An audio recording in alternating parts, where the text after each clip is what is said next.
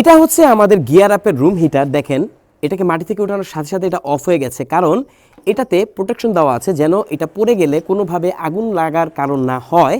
এইটা কিন্তু অনেক হিটারেই আপনি পাবেন না। দেখেন একটু দেখাই, এই যে এখানে একটা প্রোটেকশন বাটন দেওয়া আছে, এই বাটনটিতে প্রেস না হলে এটা অন হবে না। সো এটা যখন সারফেসে থাকবে তখনই এটা চলতে থাকবে, এবং কোনোভাবে যদি সরে যায় বা পড়ে যায় তাহলে এটা অফ হয়ে যাবে। সো এই জিনিসটা হচ্ছে ইন্টারেস্টিং।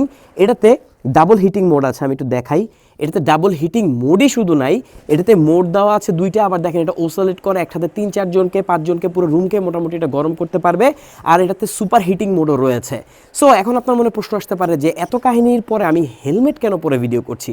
ভাই দেখেন, আমি আপনাকে বোঝাতে চাচ্ছি যে প্রোটেকশন ইজ ইম্পর্টেন্ট, হোক এটা বাইক রাইডের সময় বা বাসার জন্য যদি একটা হিটার কিনতে চান। কারণ দেখা যায় যে বৃদ্ধ বাবা মা বা ছোট্ট বাচ্চা কাচ্চার জন্য কিন্তু মানুষ হিটার কিনে থাকে। সো বর্তমান বাংলাদেশে সব থেকে বেস্ট কোনো হিটার যদি থাকে সেটাই হচ্ছে গিয়ার আপের এই হিটারটি। প্রাইস হচ্ছে মাত্র কত, কমেন্ট বক্সে লিঙ্ক দেওয়া আছে, সেখানে ভিজিট করলেই জানতে পারবেন। Thank you so much.